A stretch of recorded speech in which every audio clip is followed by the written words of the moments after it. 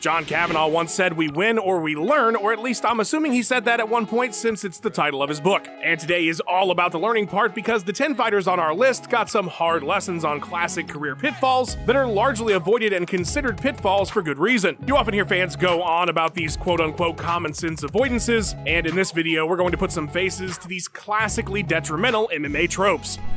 Guess what? UFC 281 this weekend. Adesanya Pereira, Esparza, Zhang, Poirier Chandler. What a banger of a card. Banger of a card. And you know what else that means? MyBookie is back, and they're offering to double your deposit when you first join to play with them. Currently, Israel Adesanya is the favourite. Oh, but he did lose twice, didn't he? Will it be Ann Still, or will there be a new champion? Use promo code MMA on point on sign up to claim your 50% match bonus. But you better act fast.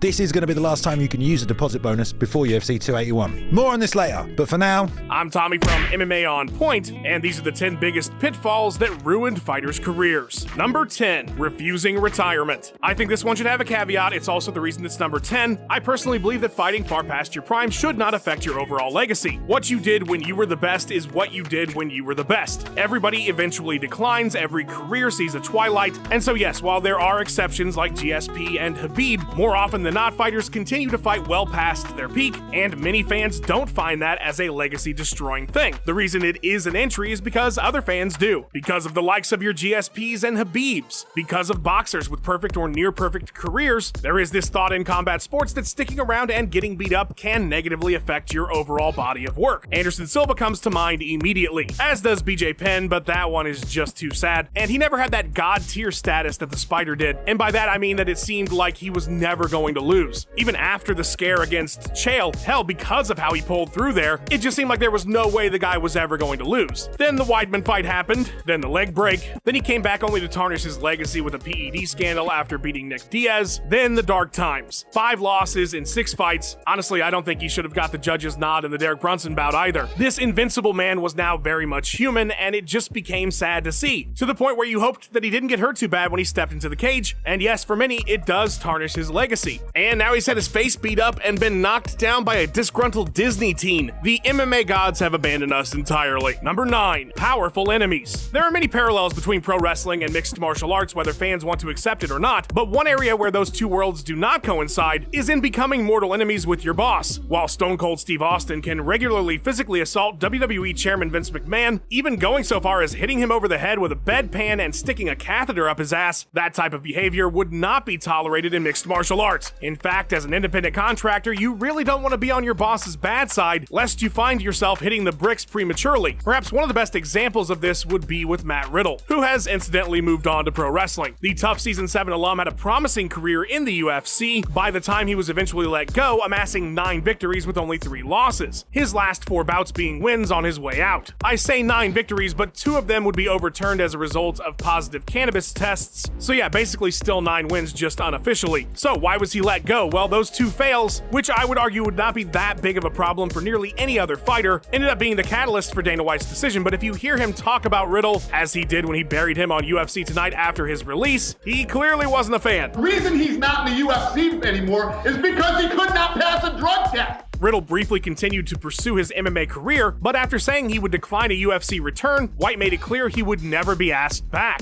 The pair are still not fans of each other, with Matt regularly, it would seem, in interviews having bad things to say about his former boss. Oh, fuck that dude, Dana White, you know? Number 8, the greener grass fallacy. There's absolutely a perception by fans that the UFC is as good as it gets, and I think to a large degree that is correct. They clearly have the best talent pool, and winning in the UFC is still very much the peak of the sport. It's not that you can't make an argument for being one of the pound-for-pound best in the world in other promotions if you're incredibly dominant, but there will always be pushback on it because you're not competing with UFC talent. That perception often leads us to believe that fighters who are still top tier who choose to venture out into smaller ponds will absolutely dominate in any of the promotions that they choose to compete in, but that is oftentimes not the case. A perfect example is Benson Henderson, former UFC lightweight champion. He'd won 4 of his last 6 after dropping the title to Anthony Pettis. Still a perfectly viable contender. Not only that, but since moving up to welterweight, he'd scored 2 victories in a row. However, Bendo opted to take his talents to Bellator and was met rightfully so with an immediate championship bout against Andrei Koreshkov. But in a stunning upset, Henderson would lose that title challenge via UD, and less than a year later lose a lightweight title attempt against Michael Chandler. This would be followed up by a loss to Patricky Pitbull, and while I wouldn't say that Benson has had a bad run since then, he's won 6 of 9 bouts, he's not fought for a Bellator title since, but does sit at number 2 in the lightweight rankings, so maybe he can turn it around. But he's a fantastic example that the grass isn't always greener in the other promotions. Number 7, the party life. While I'm sure there are more than a few fighters that come to mind when you think about how partying has negatively affected their careers, surely the first you thought of was the incredibly talented and equally flawed Jon Jones. JBJ is arguably the greatest fighter ever, and still considered such by many. This is despite his unending issues in and out of the cage. While we could write a 6-part Netflix series about Bones, since this entry is specifically about partying, let's focus on that aspect of the former light heavyweight champion's life. There are of course the obvious issues that arose, the DUIs, the early morning hit and run, as well as likely much of the erratic behavior we've seen from Jones outside of the cage. But Jon has famously explained that he would get blackout wasted prior to his fights just so he had an excuse if he were to ever lose.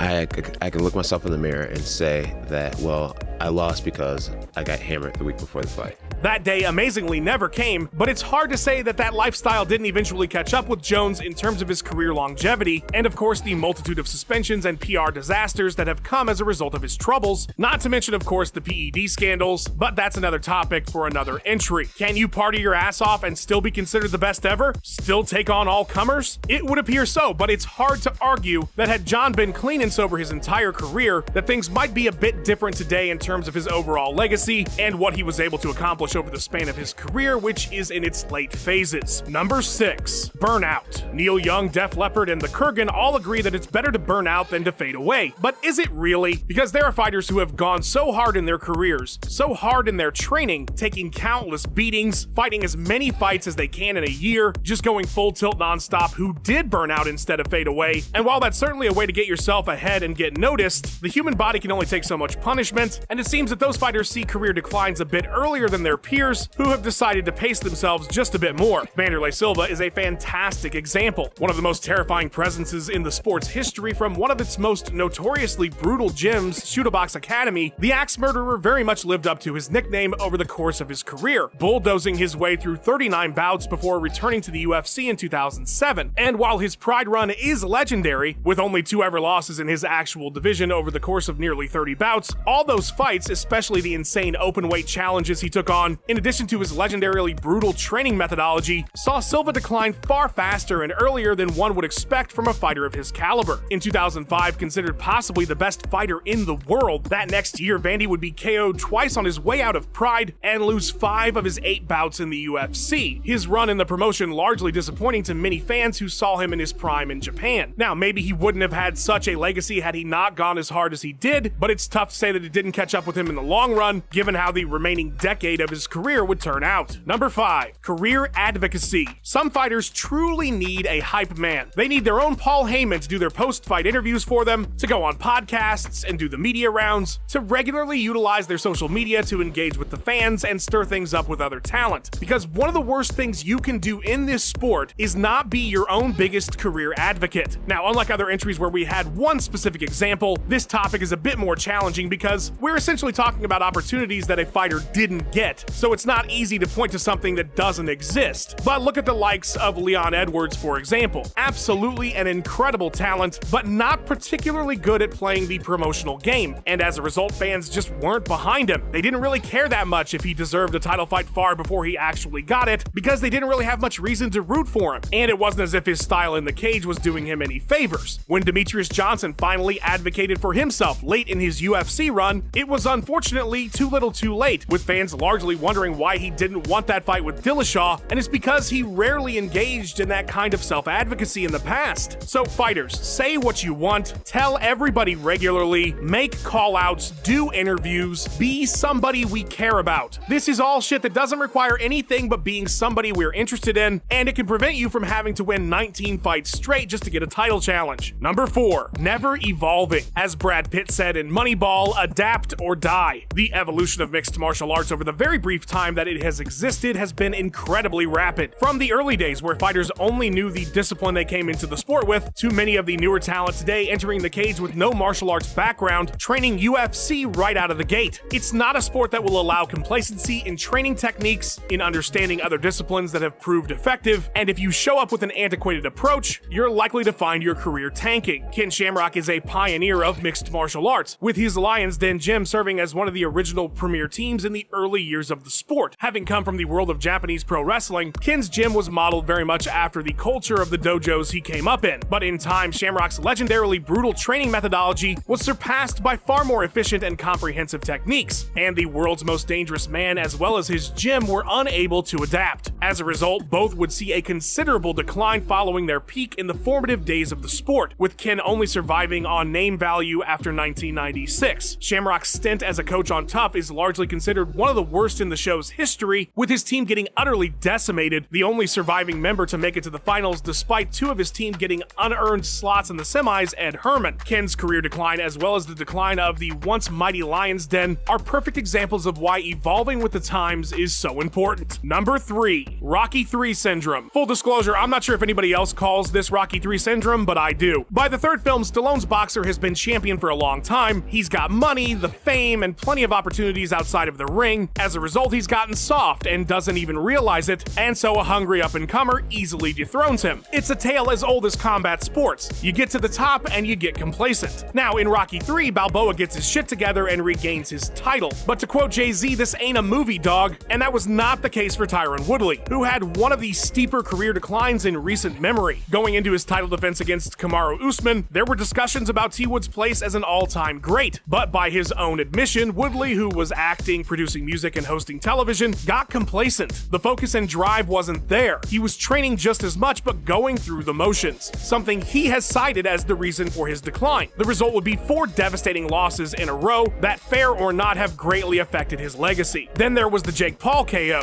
a loss Woodley has explained came after working 14-hour days on the set of Cobra Kai, burning himself out trying to train at 3 a.m. in the 2 weeks leading up to the fight. Complacency may come for all longtime champs, but Woodley's story shows how devastating the results can be. Number 2, PED Scandal. We finally got to it. Referenced twice in this video previous, a PED scandal can truly derail a career. I say scandal because the important thing is that you got caught red-handed. I'm sure there are a bunch of fighters that are regularly sipping on the secret juice, but that's always, of course, speculation. Hell, even if you do get caught, a lot of fans will buy your many excuses like bad boner drugs or tainted protein powder. TJ Dillashaw did not have that luxury. He got caught straight up using EPO following his fight with Henry Cejudo. He admitted it. There's no question whatsoever that it happened, and as a result, Dillashaw's reputation in the sport has taken a massive hit. His 2 title runs at bantamweight now in question. How often was he using PEDs in the past? There were accusations by former teammates, so when he did finally get caught, it just confirmed so much of that stuff in many fans' eyes. Oh yeah, the guy's on everything.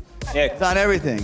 Not to mention the breakup he had with Team Alpha truly painted Tyler as the villain. Every day I wake up and I hope you're dead! And so the EPO stuff kind of just brought back the idea that Dillashaw is a bit of a shady character. More so than any fighter I have ever seen, TJ's reputation shows truly how much damage a PED scandal can do in an otherwise absolutely top-tier career inside the cage. Number 1, hard weight cuts. The danger in the cage is so very obvious to anybody that watches the sport. Fighters are sending baseball bats in the form of their shins to the side of an opponent's dome. It doesn't take a medical degree to deduce that that's probably not good for you. But sometimes there's far more career danger just getting to the fights because of the unstoppable weight cut culture this sport has normalized. Largely adapted from amateur wrestling, it can be a considerable advantage to cut weight and rehydrate come fight night, but some weight cuts are much harder than others, and some fighters aren't as disciplined between camps. As a result, putting their bodies through these massive cuts takes a toll in time. If the phrase weight cutting disasters was featured in the dictionary, the picture that went along with it would be of Johnny Hendricks with his hands over his face on the scale. Big Rig, who by 2015 had been cutting weight for nearly 15 years, found it increasingly hard to cut what he needed, as by the admission of his own team, he sometimes let himself indulge a bit between camps. This would result in a staggering rapid decline of his career, from arguably having never lost but to Rick Story, including all 3 title fights, to losing 5 of his last 7 with major weight cutting related issues on 4 separate occasions just a year after being at the top, and all of this eventually forced him into retirement. It's cautionary tales like this one that have some fans concerned over Paddy the Baddy's post-fight habits, but only time will tell if he falls victim to the same issues or continues to thrive regardless. Thank you to MyBookie for sponsoring this video, and they got a banger of a deal before UFC 281. Use promo code MMAOnPoint on sign up to claim your 50% match bonus. But you better act fast because this is the last time you're going to get to use it before UFC 281. We already know that the best sport to bet on is MMA, and the #1 place to do that is with MyBookie. Bet anything, anytime, anywhere with MyBookie. Speaking of thriving, Ben Rosette can't miss with the tunes. A huge shout out to my man here. Please follow him on his socials. And if you enjoyed today's video, please like and subscribe. It's always a big help for us. Any other career pitfalls we regularly see fighters succumb to? Please let us know in the comments below. And thanks so much for watching. We'll see you next time.